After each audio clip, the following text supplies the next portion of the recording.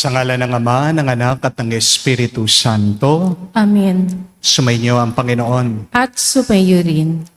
Mga kapatid, isasawa ka na ba sa pagbubuhat mo sa iyong krus? Aminin natin na madalas gusto nating sumuko, gusto nating bumitaw. Umaayaw na tayo. Dahil hindi lang sunod-sunod ang ating mga problema at pagsubok, nagiging napakabigat pa nila araw-araw.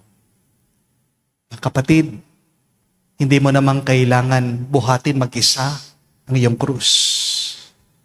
At habang ikaw ay nagbubuhat sa iyong krus, pwede ka naman magpahinga. At tayo nagpapasalamat dahil ang banal na misa ay hindi lang pagkain ng ating mga kaluluwa, kung hindi sa pamamagitan ng banal na misa, ito ay ang pahinga ng ating mga kaluluwa. Pasalamat tayo sa Diyos. Dahil sa gitna ng ating mga pagdurusa, sinasamahan niya tayo, pinapalakas niya tayo, at ginagabayan niya tayo.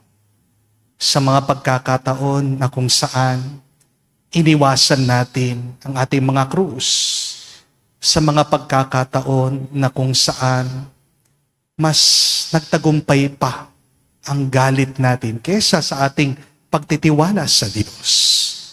Tayo magpakumbaba, hilingin natin muli ang Kanyang awa para makita tayo minsan pa maging karapat dapat makatanggap sa mga banal na misteryo. Inaamin ko Sa makapangyarihang Diyos at sa inyo mga kapatid, na lubha akong nagkasala sa isip, sa salita, sa gawa, at sa aking pagkukulang. Kaya isinasamo ko sa mahal na Birheng Maria, sa lahat ng mga anghel at mga banal, at sa inyo mga kapatid, na ako'y ipanalangin sa Panginoong ating Diyos. kaawaan tayo na makapangyarihang Diyos, patawarin tayo sa ating mga kasalanan, patnubayan tayo sa buhay na walang hanggan. Amen. Panginoon, kaawaan mo kami. Panginoon, kaawaan mo kami. Kristo, kaawaan mo kami. Kristo, kaawaan mo kami. Panginoon, kaawaan mo kami. Panginoon, kaawaan mo kami. Manalangin tayo. Ama naming makapangyarihan, sa iyong pagtataguyod, ang aming mga ginagawa ay iyong pangunahan. At sa iyong tulong ay iyong subaybayan, upang lahat ng aming ginaganap ay sa iyo magbuhat. At sa pamamagitan mo rin humantong sa wakas, sa pamamagitan ni Jesucristo kasama ng Espiritu Santo, magpa sa walang hanggan. Amen.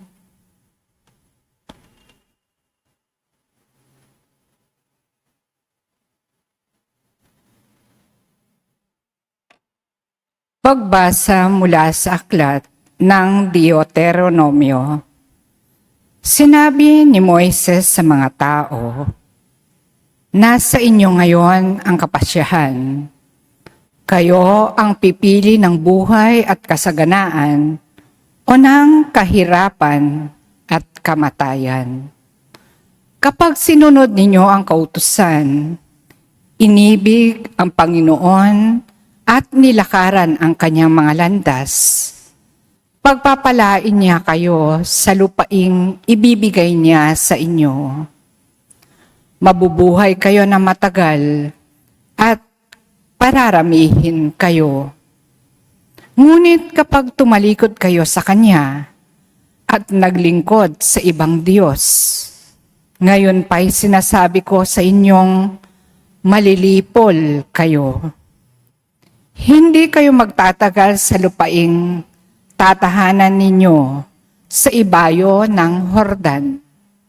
Saksi ko ang langit at ang lupa na ngayoy inilahad ko sa inyo ang buhay o kamatayan at ang pagpapala o sumpa. Kaya piliin ninyo ang buhay para kayo at ang inyong lahi ay magtagal. Ibigin ninyo ang Panginoon, makinig sa Kanyang tinig at manatiling tapat sa Kanya. Sa gayong, mabubuhay kayo ng matagal sa lupaing ipinangako niya sa mga ninuno ninyong sina Abraham, Isaac, at Jacob. Ang salita ng Diyos. Salamat sa Diyos. Mapalad ang umasa sa Panginoon tuwina. Mapalad ang umaasa sa Panginoon tuwina. Mapalad ang taong hindi naaakit niyong masasama upang sundan niya ang kanilang payot maling halimbawa. Hindi sumasama sa sinumang taong ang laging adhikay, pagtawanan lamang at hamak-hamakin ang Diyos na dakila.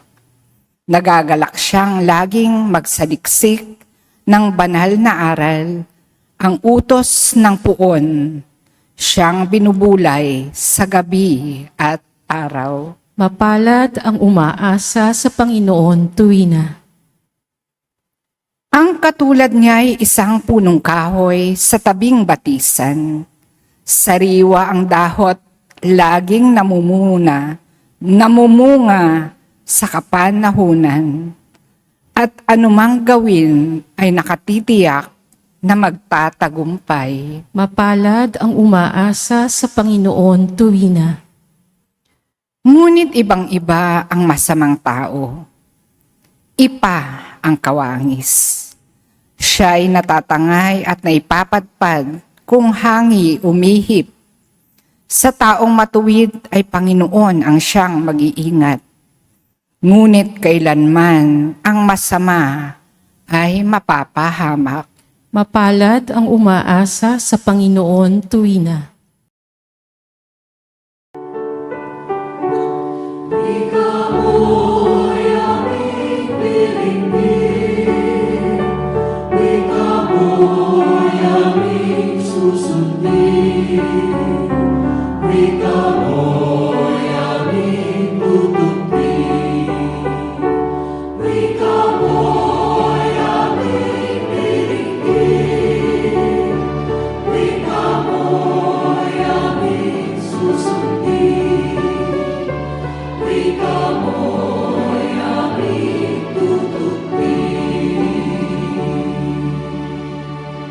Sinabi ng Poong Mahal, kasalanan ay talikdan, pagsuway ay pagsisihan, maghahari ng lubusan ang Poong Diyos na may kapal.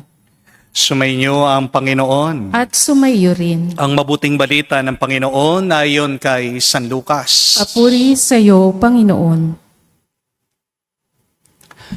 Nung panong yun, sinabi ni Jesus sa kanyang mahalagad, ang anak ng tao'y dapat magtiis ng maraming hirap. Itatakwil siya ng mga matatanda ng bayan at ng mga punong saserdote at ng mga iskriba. Ipapapatay nila siya. Ngunit sa ikatlong araw ay muling mabubuhay.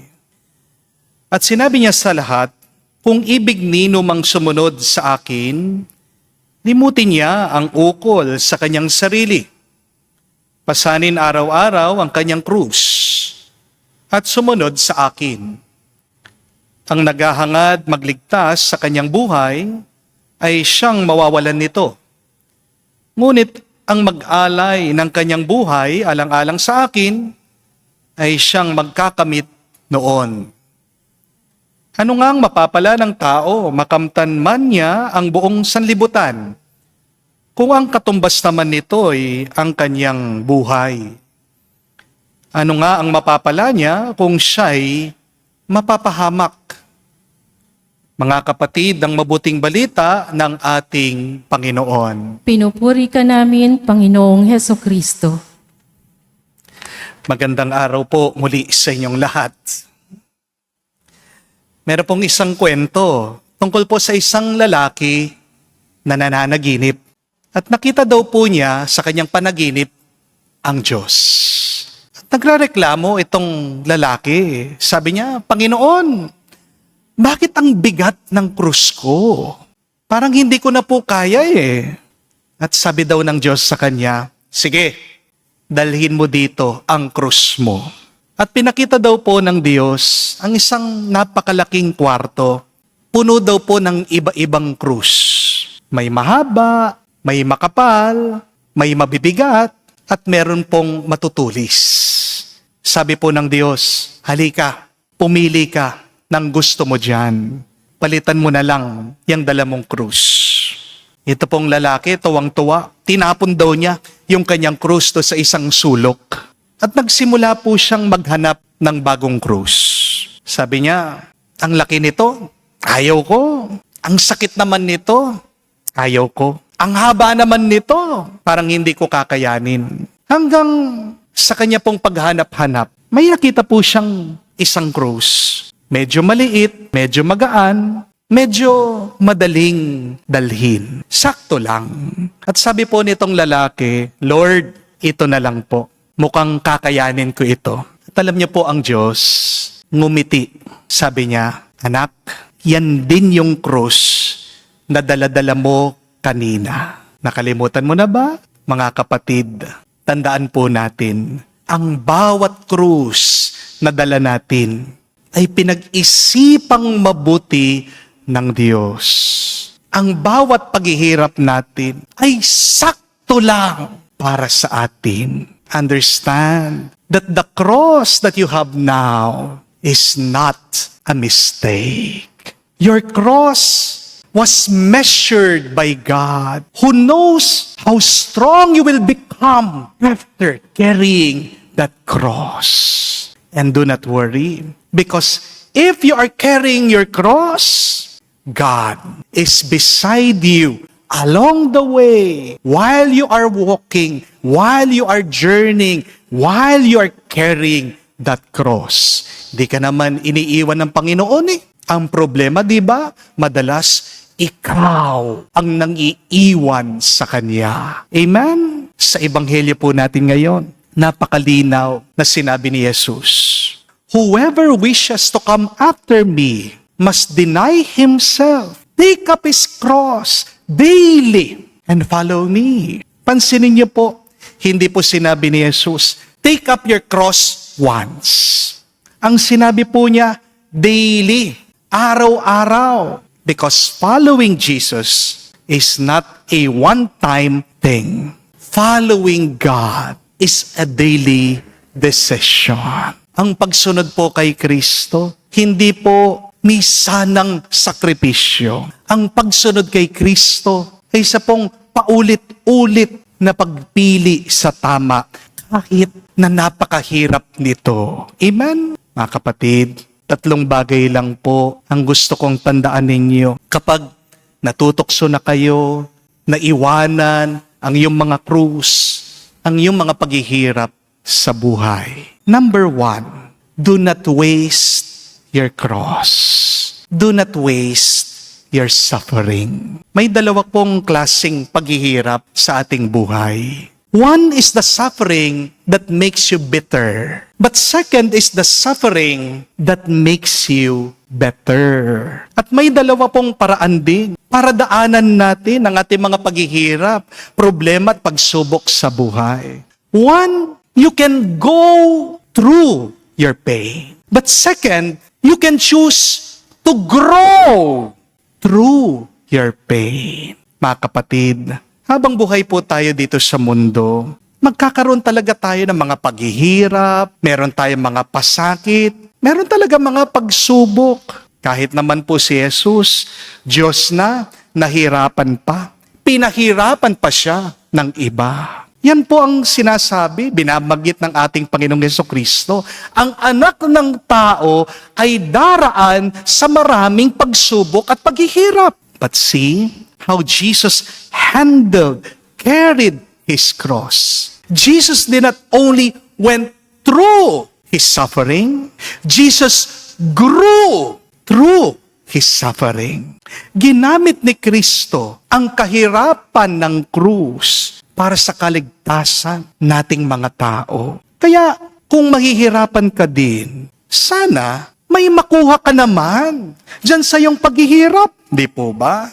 Kung dadaan ka din sa hirap at problema, sana piliin mo naman na ikaw ay lumago, mas bumuti dyan sa iyong paghihirap.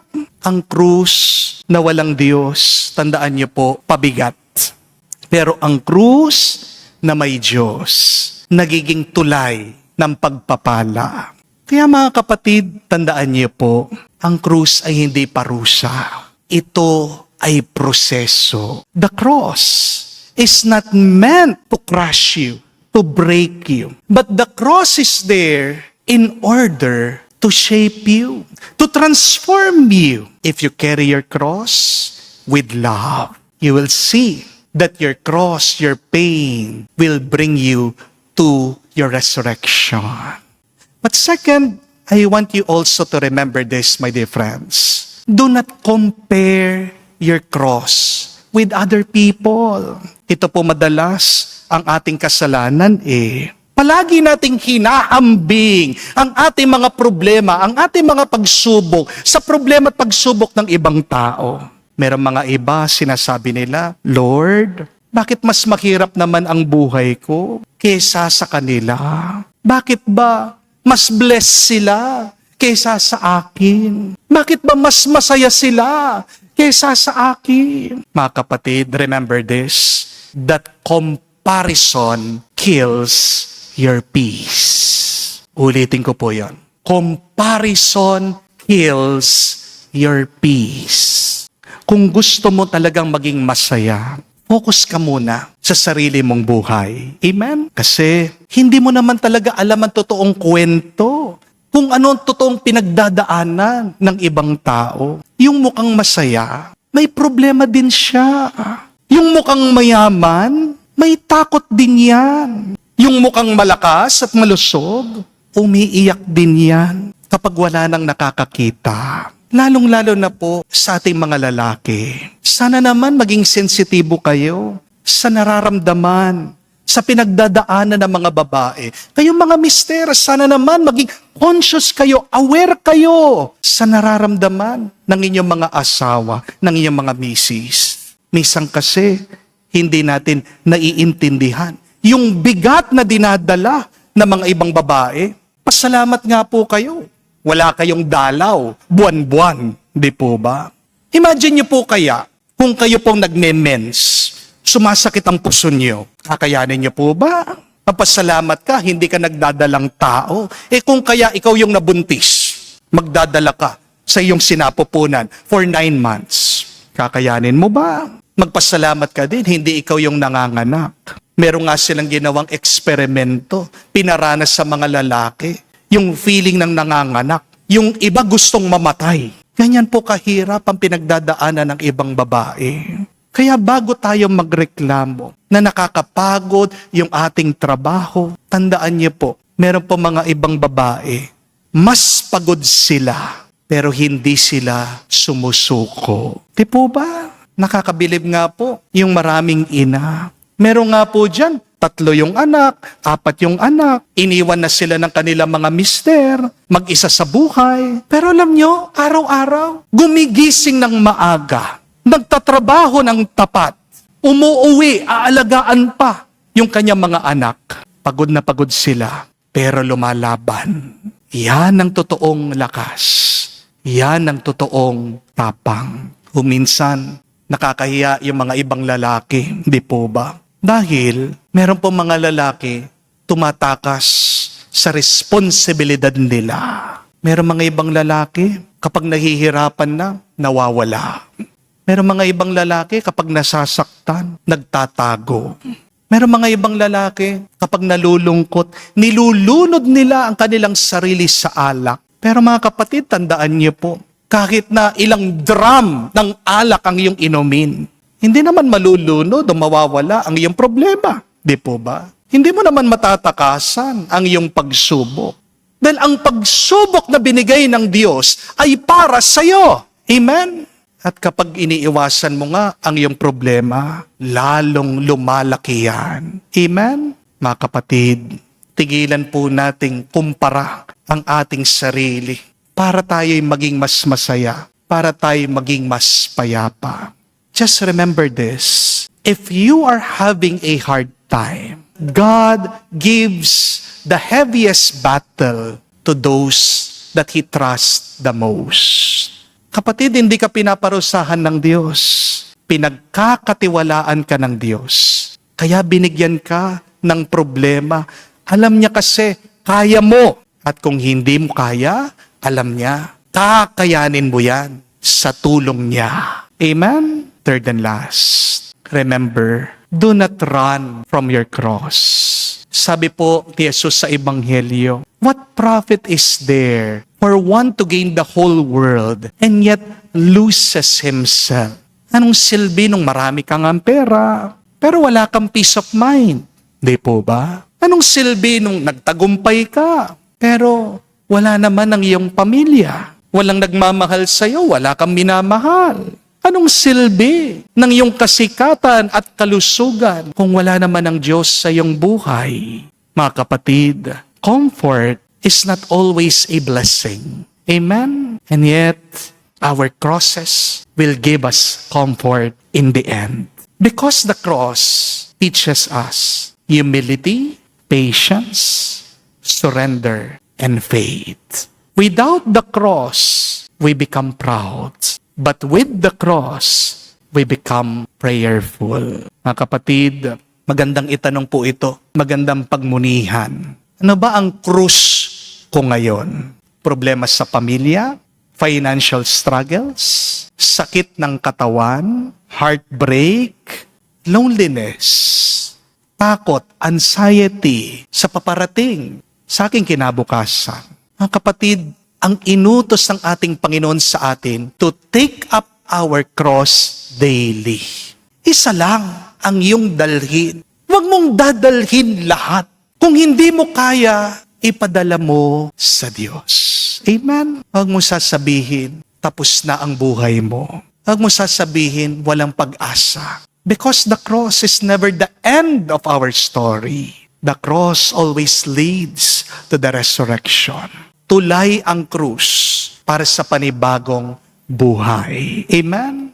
Kaya mga kapatid, huwag niyo pong kakalimutan. The cross is not a sign that God has abandoned you. But the cross is often a sign that God is very close to you.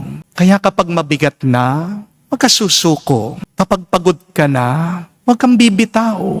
Kapag naiiyak ka, mas lumapit ka pa sa Diyos. Magdasal po tayo, mga kapatid, sa banal na misang ito, naway palakasin ng Diyos ang ating mga balikat, ang ating pangangatawan, ang ating puso, para madala natin ang ating mga krus araw-araw. Do not ask for an easier life, but ask the Lord that you will become a better person every day. At higit po sa lahat, do not just carry your cross, but carry your cross with Jesus. Because a cross with Christ is a blessing. It is a grace. It is our stairway to heaven. Amen. Tumayo po tayo, alay po natin sa Diyos ang ating mga dasal at panalangin. Tinatawag tayo ngayon ng Panginoong Yesus upang sumunod sa Kanya. Magpasan ng krus katulad niya at ihabilin sa Kanya ang lahat ng ating pagdurusa. Ating sabihin, Panginoon, dinggin mo kami. Panginoon, dinggin mo kami. Bilang mga kasapi ng simbahan, Naway maisabuhay natin ang diwa ng krus at maging handang magpakasakit para kay Kristo at sa Ebanghelyo. Manalangin tayo sa Panginoon. Panginoon, dinggin mo kami. Ang mga pinuno ng ating bayan, naway mahabag sa mga mahihirap at gawin ang mga nararapat upang puksain ang pang-aapi at pagsasamantalang nagaganap sa lipunan. Manalangin tayo sa Panginoon. Panginoon, dinggin mo kami. Ang mga nagdurusa, mga dukha, may sakit, may kapansanan, at mga bilanggo, naway hindi mawala ng pag-asa, bagkus ay makaranas na nagpapaginhawang pag-ibig ng Diyos. Manalangin tayo sa Panginoon. Panginoon, dinggin mo kami. Sa katahimikan po ng ating puso, sabihin natin, banggitin natin sa Diyos ang ating mga personal na pangangailangan. Diyos na aming Ama, ang pagpapakasakit at pagkamatay ng iyong anak ang nagbigay ng buhay sa mundo. Tulungan mo kaming alalahanin ang kahalagan ng mga krus at paghihirap namin. Hindi lamang sa mabibigat na pagsubok, kundi maging sa mga pagpapasyang ginagawa namin sa araw-araw. Hiniling namin ito sa pamagitan ni Kristo, aming Panginoon. Amen.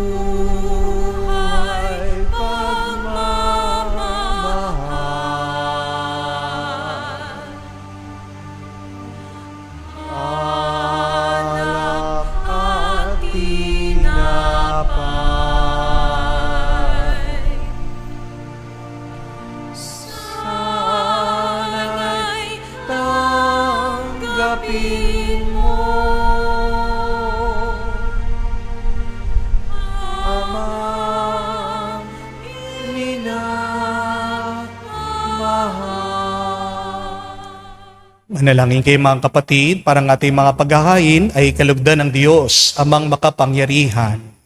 Tanggapin nawa ng Panginoon itong paghahain sa iyong mga kamay, sa kapurihan niya at karangalan sa ating kapakinabangan at sa buong sambayanan niyang banal. Ama naming lumikha, tunghayan mo ang mga alay naming sa dambana ay nakahain, upang ang iyong minamagandang loob na ibigay ay aming maihandog sa pagsamba sa iyong ngalan.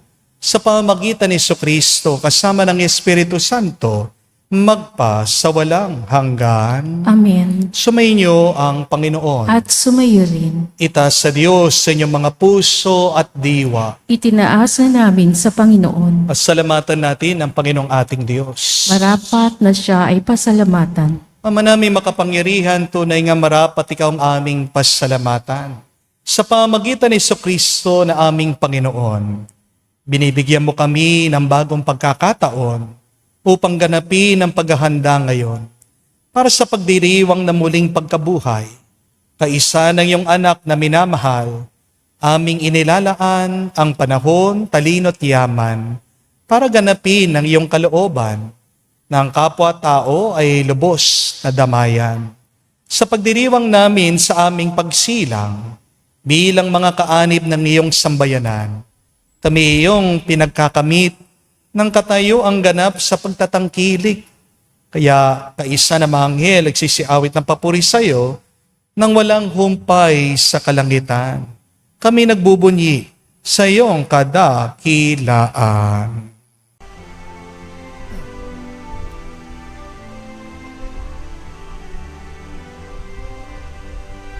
Santo, Santo, Santo, Panginoong Diyos ng mga hukbo, napupuno ang langit at lupa ng kadakilaan mo. Hosana, Hosana, sa kaitaasan, pinagpala ang naparirito sa ngalan ng Panginoon. Hosana, Hosana, sa kaitaasan. Hosana, Hosana, sa kaitaasan.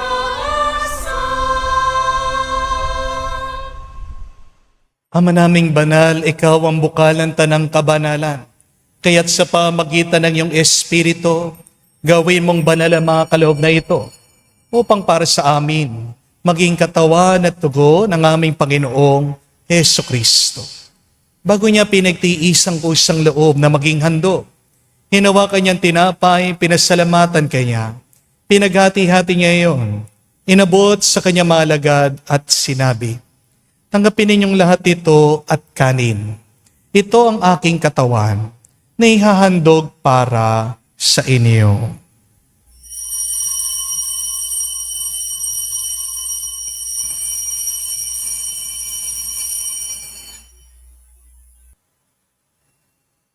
Gayon din naman na matapos ang hapunan, hinawakan niyang kalis. Muli kanyang pinasalamatan.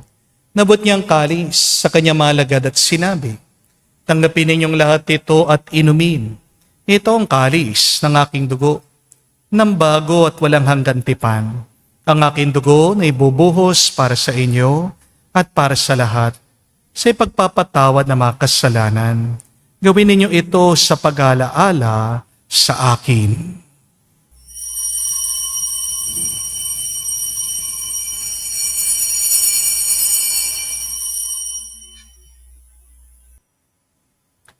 Ang misteryo ng pananampalataya.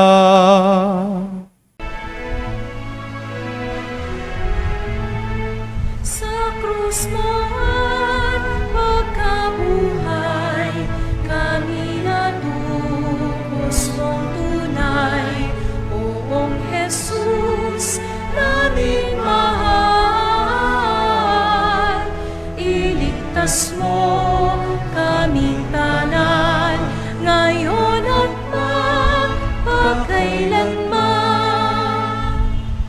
Ang mga ginagawa namin ngayon ng pag-alaala sa pagkamatay muling pagkabuhay ng iyong anak, kaya tinialay namin sa iyo ang tinapay nagbibigay buhay at ang kalis na nagkakaloob ng kaligtasan. Kami nagpapasalamat dahil kami yung minarapat na tumayo sa harap mo para maglingkod sa iyo. Sinasamo namin kami magsalo-salo sa katawan at dugo ni Kristo ay mabuklod sa pagkakaisa sa pamagitan ng Espiritu Santo. Amalingapin mo ang iyong simbahan, laganap sa buong daigdig. Puspusin mo kami sa pag-ibig. Kaisa ni Leon ang aming Santo Papa, si Florentino aming Arsobispo at ng Tanang Kaparian. Alalahanin mo rin ang aming mga kapatid na nahimlay may pag-asang sila'y muling mabubuhay. Gayon din naman lahat ng mga pumanaw. Kawan mo't sila't patuloyin sa iyong kaliwanagan. Kawan mo't pagindapatin kaming lahat, makasalo sa iyong buhay na walang wakas. Kaisa na mahal na Birhen Maria, Ina ng Diyos. Kaisa ni San Jose ang kanyang malwalhating esposo. Kaisa na mga apostol, lahat ng mga banal, na namuhay dito sa daigdig na kalugod-lugod sa iyo. May pagdiwang nawa namin ng pagpupuri sa ikararangal mo sa pamagitan ng iyong anak, aming Panginoong Jesucristo. Sa pamamagitan ni Kristo, kasama niya at sa Kanya, ang lahat ng parangal at papuri ay sa iyo, Diyos Ama, makapangyarihan, kasama ng Espiritu Santo, magpasawalang hanggan. Amen, amen, amen.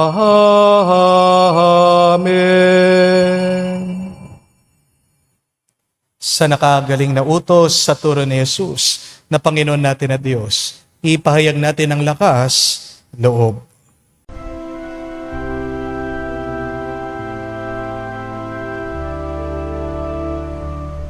Ama namin, sumasalangit ka, sambahin ang ngalan mo, mapasa amin ang kaharian mo, sundin ang loob mo dito sa lupa, para nang sa langit. Bigyan mo kami ngayon ng aming kakanin sa araw-araw, at patawarin mo kami sa aming mga sala, para ng pagpapatawad namin sa nagkakasala sa amin. At huwag mo kaming ipahintulot sa tukso, at iadya mo kami sa lahat ng masama. Hinihiling namin kami adya sa lahat na masama, pagkalooban ng kapayapaan araw-araw, iligtas sa kasalanan, ilayo sa lahat ng kapahamakan, samantalang aming pinanabikan ang dakilang araw ng pagpapahayag ng tagapagligtas naming si Jesucristo. Sapagkat iyo ang kaharian at ang kapangyarihan at ang kapurihan magpakailanman. Amen. Panginoong Jesucristo, sinabi mo sa mga apostol, kapayapaan ang iniiwan ko sa inyo. Ang aking kapayapaan binibigay ko sa inyo. Tungayan mo ang aming pananampalataya at huwag ang aming pagkakasala. Pagkalooban mo kami ng kapayapaan at pagkakaisa ayon sa iyong kalooban. Kasama ng Espiritu Santo, magpa sa walang hanggan. Amen. Kapayapaan ng Panginoon ay laging sumainyo. At sumayo rin. Magbigayan po tayo ng kapayapaan sa bawat isa. Peace with you po. Kapayapaan po sa inyong lahat.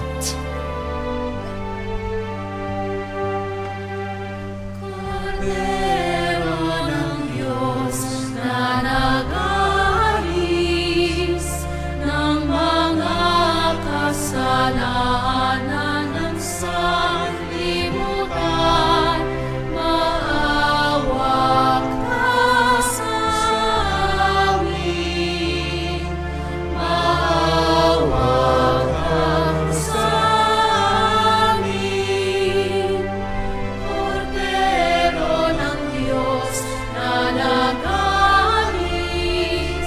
ng mga kasalanan ng sanlibutan, maawa ka sa amin. Maawa ka sa amin. Kordero ng Diyos na nag-aalis ng mga kasalanan ng sanlibutan, ipagkaloob mo sa amin.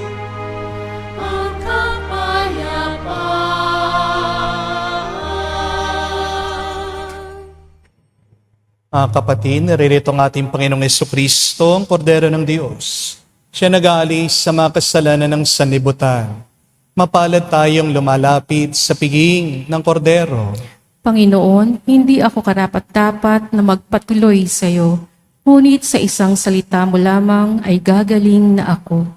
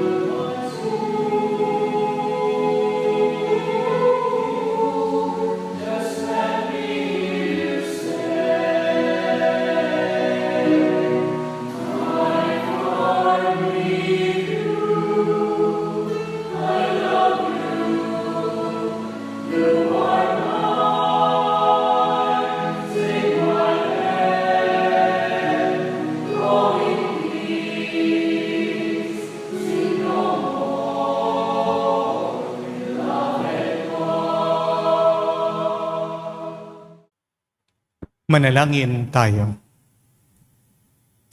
Ama naming mapagmahal, sa pagsasalo namin sa piging mong banal, ang paghahaing ito sa pagpapatawad ng mga kasalanan, ay siya rin nawang laging magdulot ng kaligtasan.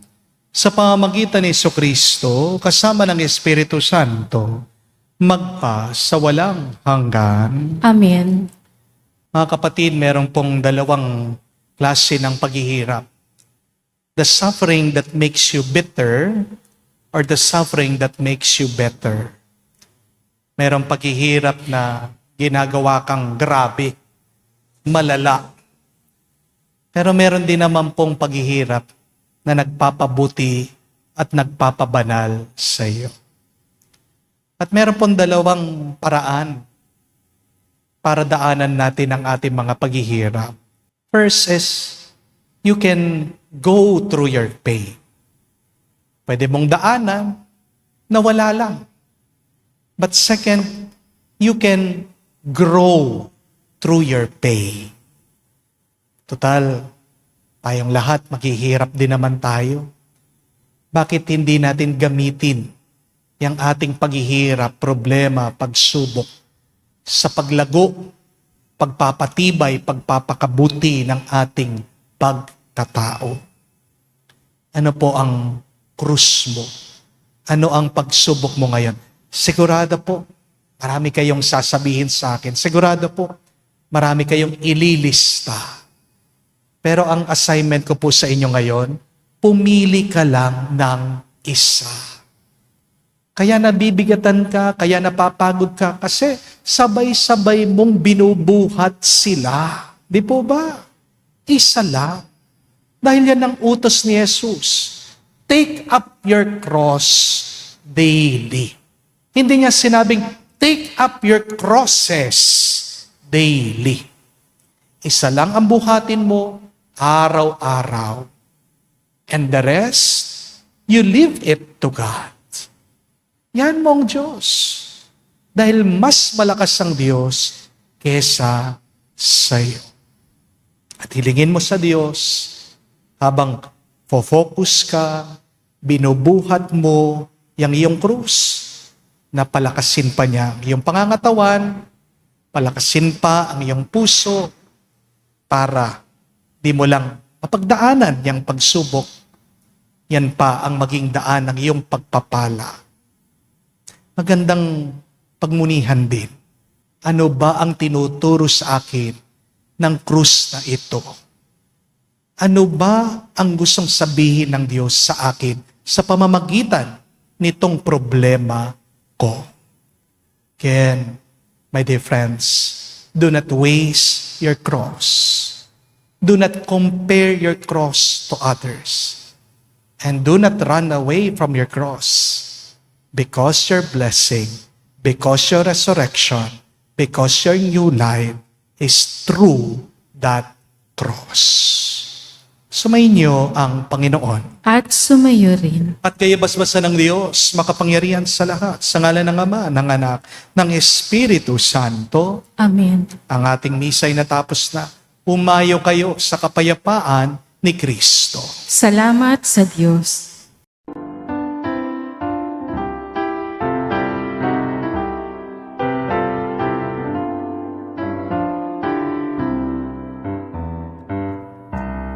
Magsisi tayong mataos, halinang magbalik loob sa mapagpatawad na Diyos. Gutom tayo maniluhod na may abot sa kungsod. Sa pagitan ng pasukan at dambana ng simbahan, saserdote mag-iyakan. Panginoon, iyong bigyan ng patawad ang iyong bayan. Magsisi tayong mataos, halinang magbalik loob sa mapagpatawad na Diyos. Gutom tayo maniglubod nang may abot sa kungsod. Ang aming pong kasamaan ay pawiin mong tuluyan, Panginoon aming mahal. Patawad ang kahilingan ng iyong bayang hiniram. Magsisi tayong mataos, halinang magbalik loob sa mapagpatawad na Diyos. Gutom tayo manigluhod na may abot sa kungsod. Kami nagbabagong buhay upang aming paghandaan ang oras ng kamatayan. Panginoon, iyong bigyan ng patawad ang iyong bayan. Magsisi tayong mataos, halinang magbalik loob sa mapagpatawad na Diyos. Gutom tayo maniluhod na may abot sa kungsod. Sa pagitan ng pasukan at dambana ng simbahan, saserdote mag-iyakan. Panginoon, iyong bigyan ng patawad ang iyong bayan. Magsisi tayong mataos, halinang magbalik loob sa mapagpatawad kung tayo maligluhod nang may abot sa pungsod. Ang aming pong kasamaan ay pawiin mong tuluyan, Panginoon aming mahal. Patawad ang kahilingan ng iyong bayang hiniram. Magsisi tayong mataos, halinang